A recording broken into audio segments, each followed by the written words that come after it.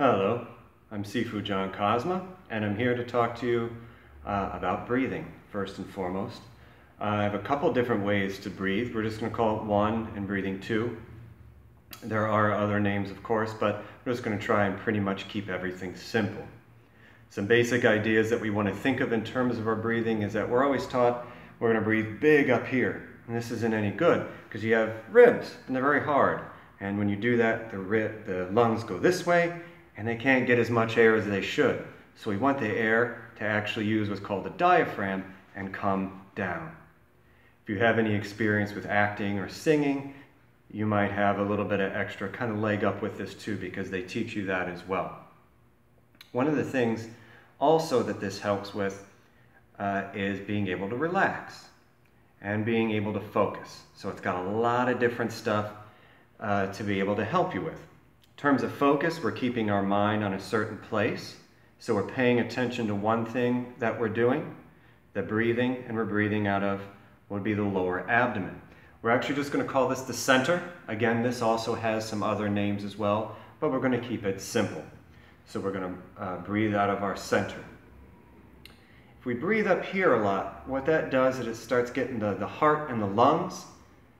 The heart starts beating a little faster, the lungs have to work a little bit more, and everything kind of starts doing some of these in the brain. We want to bring that down and away. So maybe some of the stress or anxiety or something that we're dealing with every day can start being let go of because we have this way to help control ourselves. This is a coping skill that will always, always, always be with you. If you like basketball or video games or listening to music, that's great. Those aren't available to you. You're at school, you can't do that. You're at work, you can't do that. Maybe you're at a family function or something social where that's not there. You can't do it. This you can do all the time. Now, breathing one is very good for keeping yourself just focused and keeping things relaxed. You mostly want to do this if you're doing sitting down relaxation or mindfulness work or meditating, or lying down. So breathing one, good for sitting or lying down. Breathing two is good if you're doing standing meditations or you're doing something with movement. So there are standing meditations as well with, I believe I heard one person say, roughly 200 different postures. Some people don't like them because they remind them of other stuff that they didn't like. That's fine. It's not for everybody.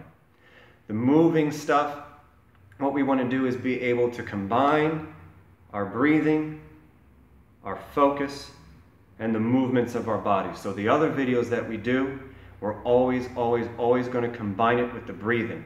If we're standing or moving, it will always be breathing number two. There are other ways to breathe. There's a ton of other stuff going on too. We're just going to focus on the two ways of breathing. So breathing number one, we want to find our navel, or our belly button, if you will. Go about 2 inches down, which is about roughly 4 fingers. I have smaller fingers, so whatever works for you. This is going to be the lower abdomen. So our abdomen's kind of like that stomach, that muscly area in through here. This is the lower part. If we count the legs, this will be the exact center of our body. So what we want to do for breathing number one, I'll try to exaggerate it for you here. Use like the kind of lining of my jacket to show. As I breathe in, my inhale, I push. Sort of the belly kind of goes out. And as I inhale, or exhale, if I exhale and release, it falls back. So I inhale, it's like inflating that lower abdomen area, that center. And as I exhale or breathe out, it falls back naturally towards the spine, back here. I'm going to breathe in and breathe out. I'm going to try just using the nose. Don't worry about the mouth. I'm going to breathe in and breathe out. Before we continue, I want to say a couple things about our posture. Posture is very important. Posture helps you be able to coordinate and function correctly. Most of the time, if you like athletes or people who are very active, they're not going to be kind of slumped over. They're going to stand up straight.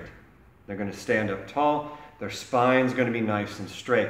This actually helps your body be able to be used more efficiently. It helps you feel better. It helps everything internally move better. And it makes you look cooler too. When do you ever see James Bond just kind of, whatever? No, man, James Bond always looks cool. And he's got good posture and he holds himself very well. You've seen famous people, they got very nice dresses on or nice suits, and they still kind of look, it's kind of look like whatever. That's because they don't hold themselves appropriately. Part of this with the self-image and self-esteem, you hold yourself appropriately, you actively work on that, and your mood starts improving a little bit more too. So what we want to do is we don't want to stand pushing our chest out. This is no good. This creates stress, this creates all that focus in through here and wears you out. So we want a little bit of like a curve from shoulder to shoulder. So if you look from the side, not jutting out, relaxed, shoulders and hips in line. Tailbones tucked in a little bit.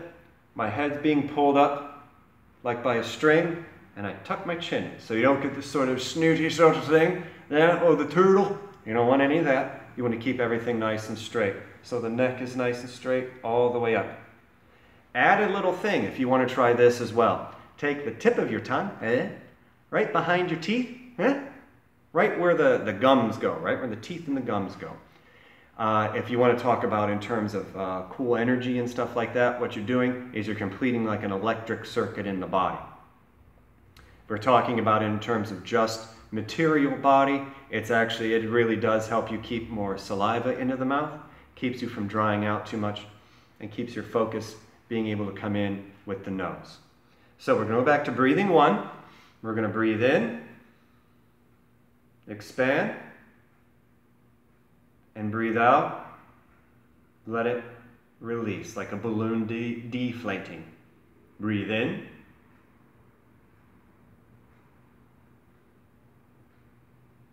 Breathe out.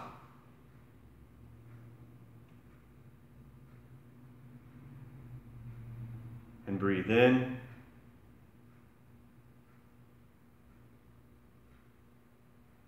Breathe out. So that's breathing number 1.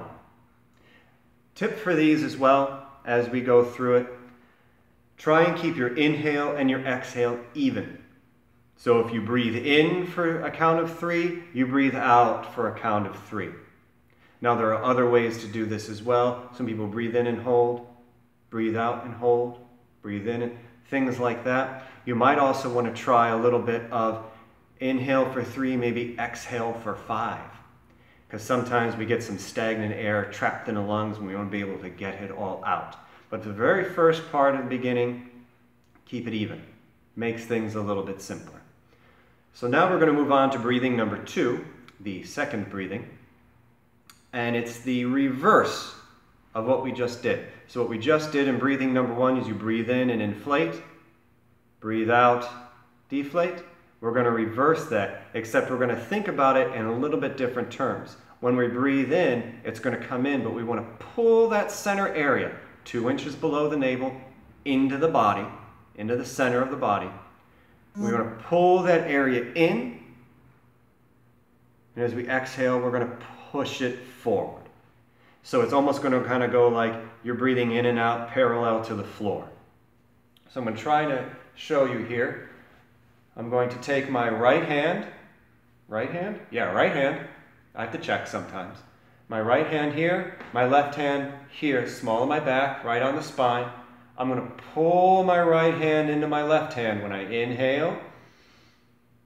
And exhale, I'm going to push it forward. Now I'm exaggerating the physical part of my body a little bit. So I'm going to breathe in.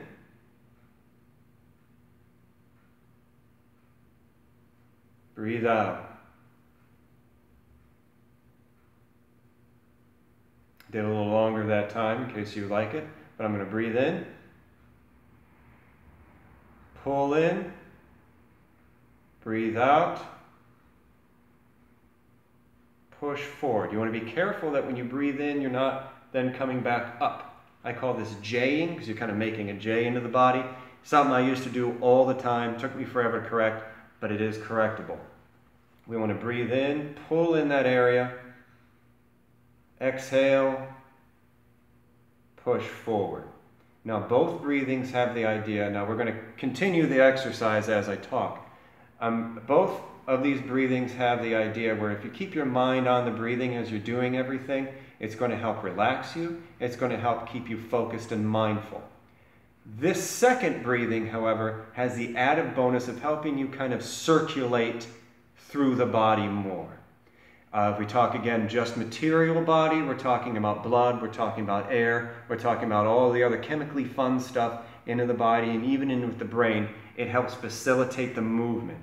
And in traditional Chinese medicine and traditional Chinese thought and all over a lot of places in the East, the idea is you work on the root cause of the problem, and the root cause of the problem is some sort of blockage.